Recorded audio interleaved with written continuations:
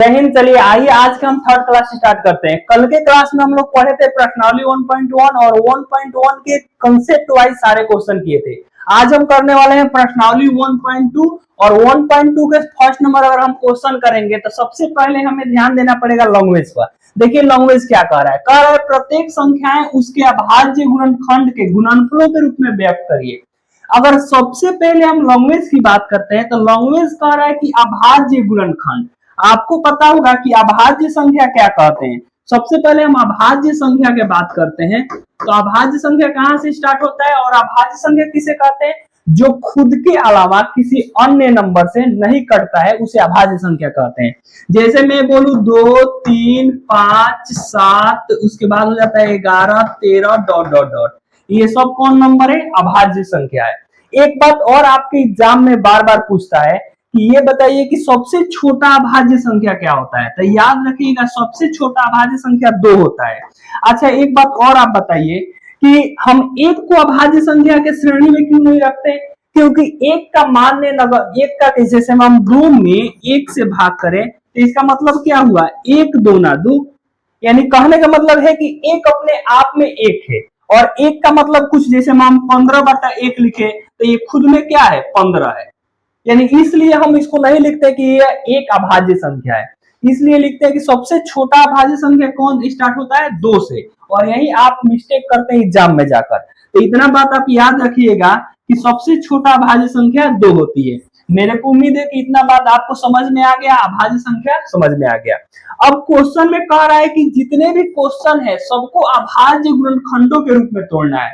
यानी कहने का मतलब कि हम 2 में तोड़ सकते हैं, 3 में तोड़ सकते हैं, 5 में तोड़ सकते हैं, 7 में तोड़ सकते हैं, 11 में तोड़ सकते हैं, 13 में तोड़ सकते हैं, उसके बाद हम तोड़ सकते हैं 17 में, 19 में। ये सब अभाज्य गुणनखंड है, सब अपने आप में एक है। मतलब इसके जैसा कोई अन्य नंबर नहीं है और ना ही ये नंबर किसी अन्य नंबर से डिवाइड होने वाला है, और इसी को हम लोग बोलते हैं अभाज्य संख्या। अब इतना चीज क्लियर हो गया, अब क्वेश्चन इजी बनेगा। देखिए सबसे पहले हमें तोड़ना किसका है? 140 का।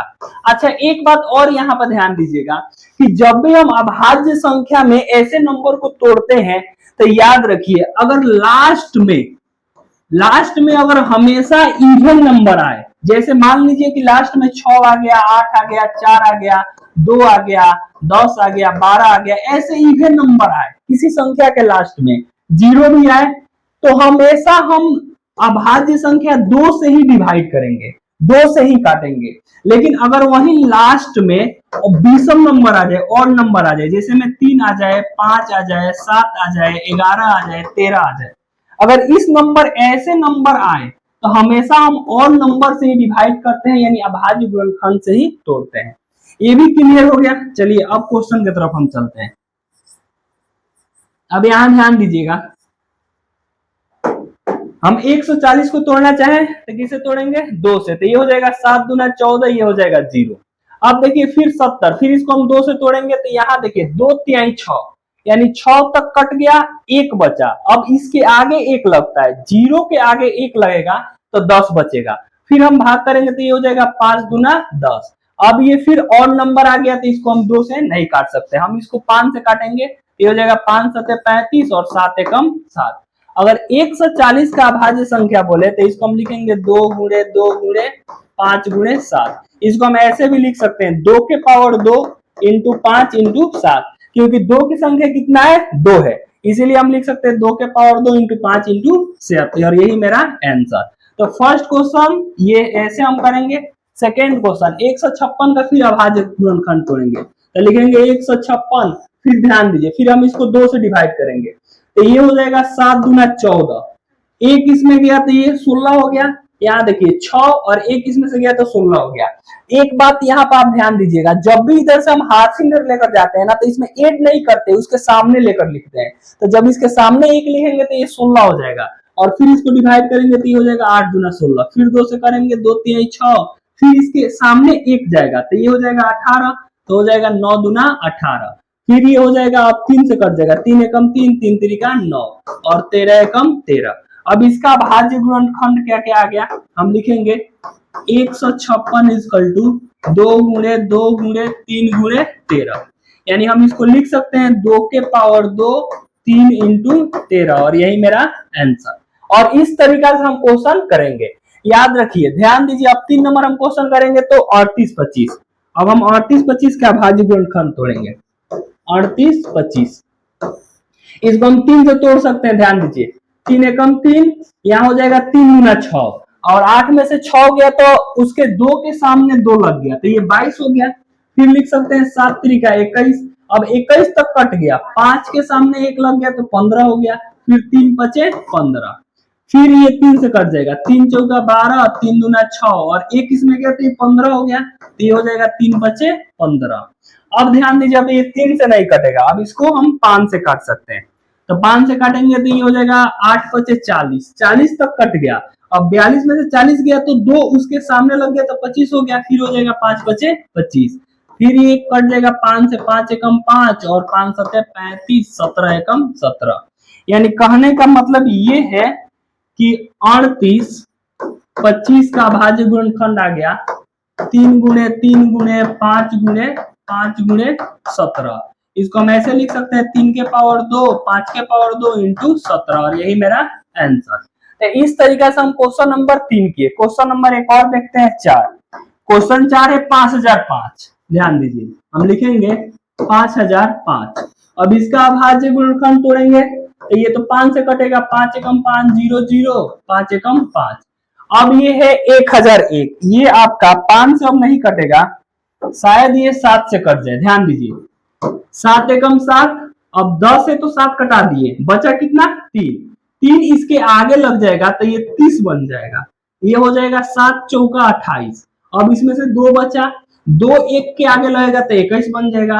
ये हो जाएगा 7 त्रिका 21। फिर अगर हम भाग करेंगे तो ये अब 7 से नहीं कटेगा, 13 से कट जाएगा।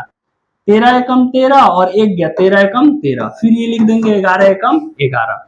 यानी 5005 का भाज्य गुणनखंड आ गया 5 गुणे 7 गुणे 13 गुणे 11 और यही मेरा आंसर। तो इस तरीका से क्वेश्चन नंबर हम लोग 1 नंबर किए, 2 नंबर किए, 3 नंबर किए, 4 नंबर किए। बाकी क्वेश्चन रहा 1, तो ये आपका है होमवर्क। आपको इसको घर पे बनाना है और बनाकर कमेंट बॉक्स में फेंक देना है और कमेंट बॉक्स में फेंक कर हमें ये बताइए कि इसका आंसर कितना आया। चलिए ठीक है, अब हम चलते हैं क्वेश्चन नंबर 2 पे।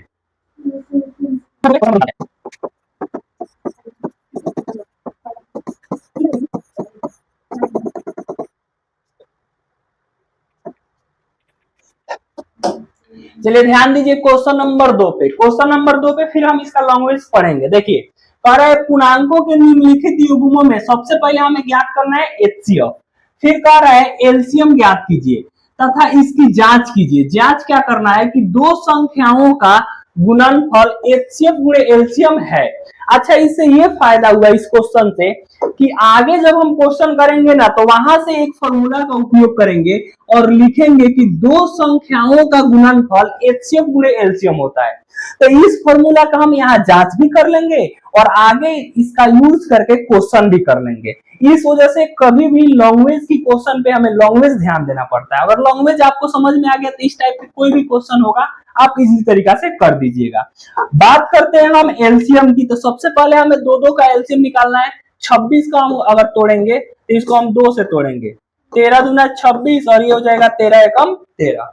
वैसा ही हम 91 को तोड़ेंगे तो ये हो जाएगा आपका, ये 7 से हो जाएगा 7 एकम 7 और ये हो गया 2, 7 त्रिका 21, ये हो जाएगा 13 एकम 13। अगर हम इसका बात करें तो यहाँ पर सबसे पहले ध्यान दीजिए, यहाँ हम लिखेंगे 26 बराबर 26 को हम लोग कितने भागों में तोड़े हैं, 2 गुणे 13, तो यहाँ लिखेंगे 2 गुणे 13।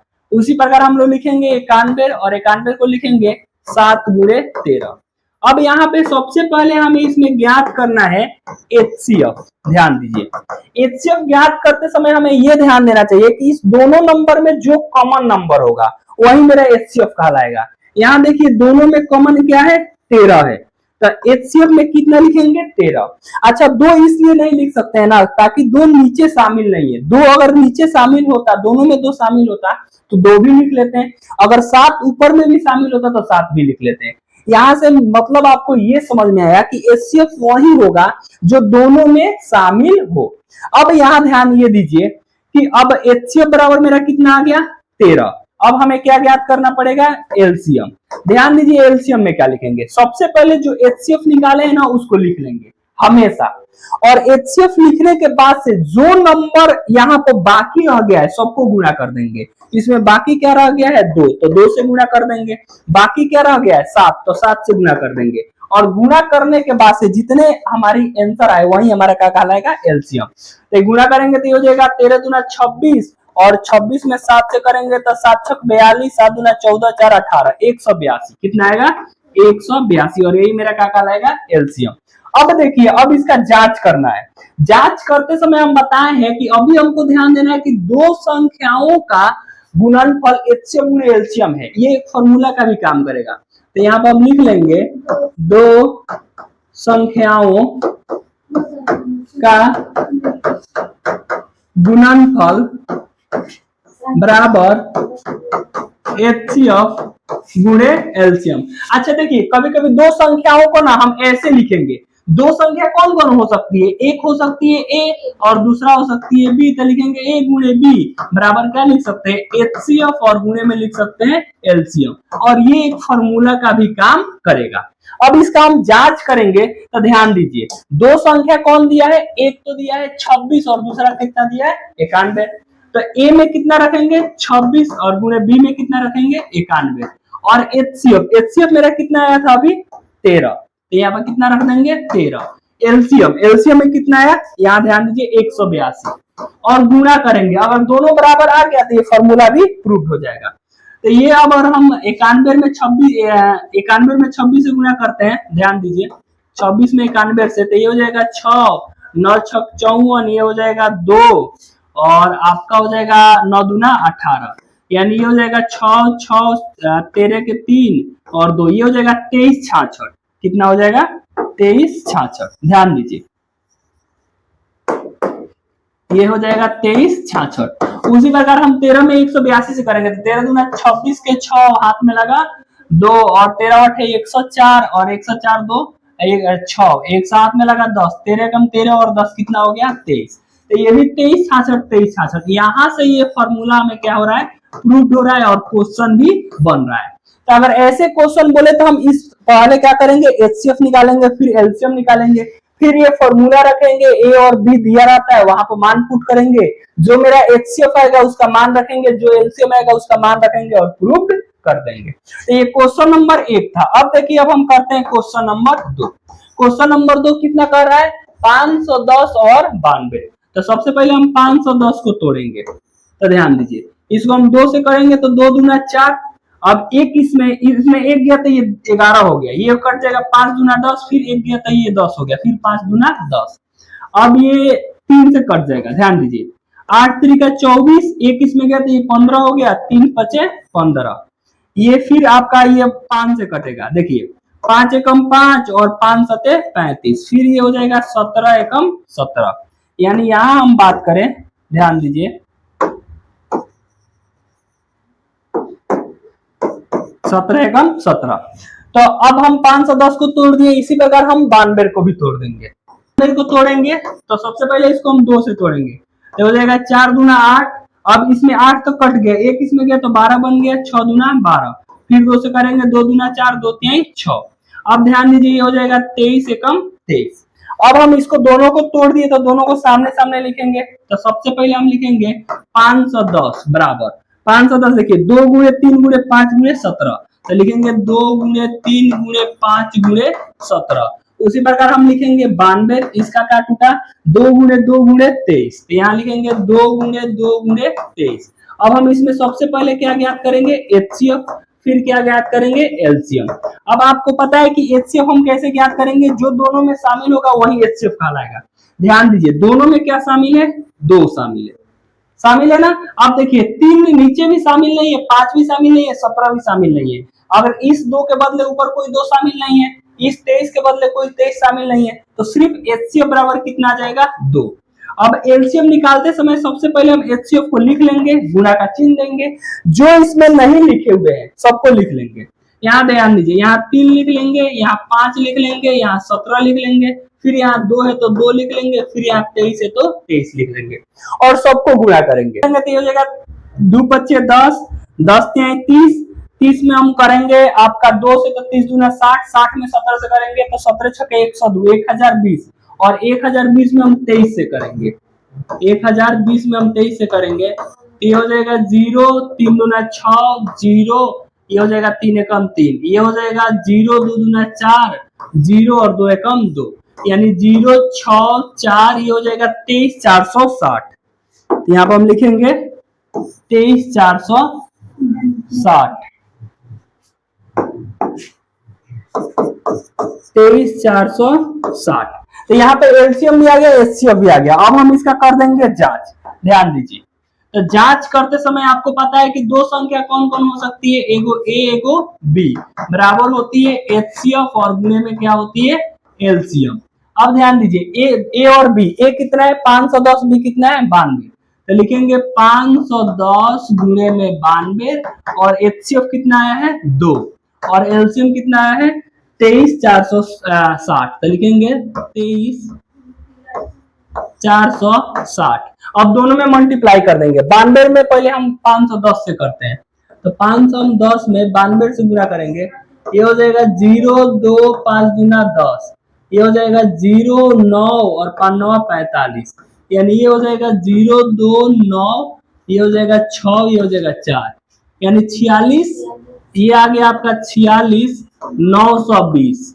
अब इधर भी हम करेंगे 2 से, ध्यान दीजिए, तो ये हो जाएगा 0 के 0, 2 में 0 से करेंगे तो 0, ये हो जाएगा 6 दूना 12 के 2 हाथ में लगा 1, 4 दूना 8 1 9, 3 दूना 6 और 2 दूना 4, यानी ये भी आ गया 46 920, 46 920।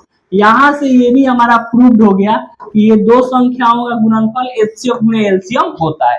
तो इस तरीका से हम क्वेश्चन करेंगे और क्वेश्चन करके हम क्या करेंगे, इसका जांच करेंगे। तो हम लोग क्वेश्चन नंबर 1 किए, क्वेश्चन नंबर 2 किए, फिर आपको क्वेश्चन नंबर 3 आपको होमवर्क है, अभी आपको बनाना है और कमेंट बॉक्स में फेंक देना है और कमेंट बॉक्स में फेंक कर बताइए कि इसका आंसर कितना होगा।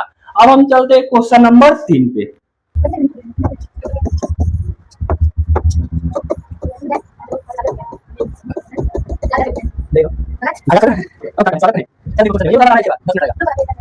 अब हम चलते हैं क्वेश्चन नंबर 3 पे। क्वेश्चन नंबर 3 कह रहा है कि अभाज्य गुणनखंड विधि द्वारा निम्नलिखित को पूर्णांकों को एचसीएफ और एलसीएम ज्ञात करें। सेम वही प्रोसेस, अभाज्य गुणनखंड द्वारा एचसीएफ और क्या ज्ञात कर देना है एलसीएम। देखिए सबसे पहले क्वेश्चन नंबर हम फर्स्ट करेंगे, तो अब 3 नंबर दिया है, इससे पहले 2 था, अब 3 दिया है, 12 15 21। तो सबसे पहले हम 12 को तोड़ेंगे, ध्यान दीजिए, सबसे पहले हम 12 को तोड़ेंगे, तो 12 को तोड़ेंगे तो ये 2 से हो जाएगा, 6 दूना 12, 2 तिहाई 6 और 3 एकम 3। उस प्रकार से हम 15 को तोड़ेंगे तो ये हो जाएगा 3 पचे 15 और ये हो जाएगा 5 एकम 5। फिर हम 21 को तोड़ेंगे तो ये हो जाएगा 3 सते 21 और 7 एकम 7। अब हम इसका तीनों में से हम कॉमन करके एचसीएफ और क्या ज्ञात करेंगे एलसीएम। सबसे पहले हम ज्ञात करेंगे एचसीएफ, पहले इसको लिख लीजिए ताकि इजी रहे। सबसे पहले हम लिख लेंगे 12 बराबर 2 गुणे 2 गुणे 3, फिर हम लिखेंगे 15 बराबर 3 गुणे 5, फिर लिखेंगे 21 बराबर 3 गुणे 7। अब हमें इसमें ज्ञात करना है एचसीएफ, फिर ज्ञात करना है एलसीएम, ठीक है, ध्यान दीजिए। अब इसमें हम लोग क्या करेंगे, कॉमन करेंगे। एचसीएफ लेते समय देखिए तीनों में, यहाँ देखिए 2 इसमें है लेकिन नीचे 2 नहीं है, तो 2 को हम नहीं लेंगे। तीनों में एक चीज कॉमन है, ध्यान दीजिए 3, क्या कॉमन है 3, बाकी 2 इसमें है नीचे में नहीं है, ऊपर में भी 2 है नीचे में 2 नहीं है, नीचे में 7 है ऊपर में कोई 7 नहीं है, तो बीच में 5 है और उधर कहीं 5 नहीं है, तो इस वजह से कॉमन कितना होगा 3, तो सिर्फ एचसीएफ बराबर कितना आएगा 3। एलसीएम ज्ञात करते समय सबसे पहले हम एचसीएफ एलसीएम को लिख लेंगे और बाकी जितने नंबर बचे हैं उसको गुणा कर देंगे। 3 लिख लिए, बचा यहाँ पर 2 है तो 2 को गुणा करेंगे, एक और 2 है उसको भी गुणा कर देंगे, यहाँ पर 5 बचा है ये भी गुणा कर देंगे, यहाँ पे 7 बचा है ये भी गुणा कर देंगे और गुणा करके लिख देंगे। 3 दूना 6, 6 दूना 12, 12 25 60 और ये हो जाएगा 6 सत्ते 42, यानी हो जाएगा 420 और ये मेरा आंसर। तो इस तरीके से हम क्वेश्चन नंबर 1 किए। अब कर लेते हैं क्वेश्चन नंबर 2। क्वेश्चन नंबर 2 17, 23 और 29। अच्छा एक बात बताइए, 17 खुद अपने आप में एक अभाज्य गुणनखंड है, तो ये कट जाएगा 17 एकम 17, इससे कोई दिक्कत नहीं है। फिर 23, 23 भी एक अपने आप में अभाज्य गुणनखंड है, तो ये कट जाएगा 23 एकम 23। फिर ये 29, 29 भी अपने आप में एक अभाज्य गुणनखंड है, तो ये भी कट जाएगा 29 एकम 29। इसमें तो कोई दिक्कत था नहीं। अब हम इसमें भी क्या कर देंगे, एचसीएफ एलसीएम ज्ञात कर देंगे। तो ध्यान दीजिए, सबसे पहले हम लिखेंगे 17 बराबर 17 गुणे 1, फिर लिखेंगे 23 बराबर 23 गुणे 1, फिर लिखेंगे 29 बराबर 29 गुणे 1। इसमें हमें क्या ज्ञात करना है, एचसीएफ, फिर क्या ज्ञात करना है, एलसीएम। आप ध्यान दीजिए, एचसीएफ तीनों में कॉमन क्या है, कुछ नहीं है तो 1, तो एचसीएफ कितना हो जाएगा 1। अब एलसीएम सबको गुणा कर देंगे, 17 गुणे 23 गुणे 29। यहाँ देखिए 1 से गुणा करेंगे तो कोई बहस नहीं, वही मान आएगा। तो सब में हम गुणा करेंगे तो ये हो जाएगा 17 में 23 से गुणा कर दीजिए, तो 23 में 17 से कहिए तो 7 तरीके 21 के एक हाथ में लगा 2, 7 दूना 14 और 2 आपका हो जाएगा 16, ये हो जाएगा 3 2, ये हो जाएगा 1 9, ये 3, यानी 3 से 91 में फिर हमें 29 से गुणा करना पड़ेगा। तो ये हो जाएगा 9 9 9 81 के एक हाथ में लगा 8, 9 3 27, 27 और 8 आपका हो जाएगा 35। फिर यहाँ पे लिखेंगे तो ये हो जाएगा 2 9 दूना 18 के 8 हाथ में लगा 1, 3 दूना 6 1 7, 9 3 8 5 13 के 3 हाथ में लगा 1, 7 3 10 1 11, 11 3 से कितना हो जाएगा 39, और ये मेरा क्या हो जाएगा एलसीएम, और यही मेरा आंसर। इस तरीके से हम क्वेश्चन नंबर 2 किए। अब देखिए आगे क्वेश्चन नंबर 3।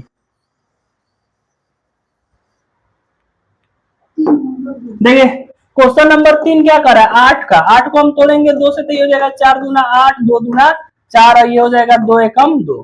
फिर कह रहा है 9, 9 को हम तोड़ेंगे 3 से 3 तरीका 9 और 3 एकम 3।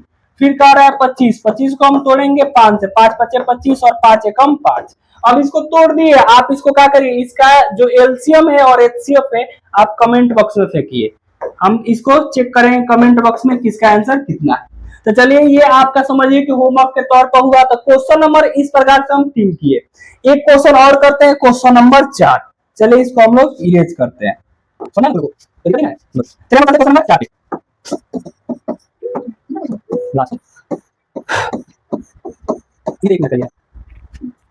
देखिए क्वेश्चन नंबर 4 कह रहा है कि यदि, ध्यान दीजिए क्वेश्चन के लैंग्वेज से पढ़िएगा, कह रहा है कि एचसीएफ बराबर 9 दिया है तो हमें एलसीएम ज्ञात करना है, और जो 2 नंबर दिया है ना, एक नंबर दिया है 306 और दूसरा नंबर दिया है 657। आपको याद होगा कि इससे पहले हम जब क्वेश्चन नंबर 1 को जांच किए थे या 2 को जांच किए थे तो हम बताए थे कि 2 संख्याओं का गुणनफल एचसीएफ गुणे एलसीएम होता है, और हम आपसे बताए भी थे कि इसका आप लोग यूज करके आगे क्वेश्चन भी सॉल्व करते हैं। अब देखिए हम उसी का यूज करेंगे। हमें एचसीएफ कितना दे दिया है 9, और हमें एलसीएम ज्ञात करना है, और 2 नंबर भी दे दिया है। हम एक नंबर को सबसे पहले हम इसको ए नंबर मान लेते हैं और इसको हम लोग क्या मानेंगे बी।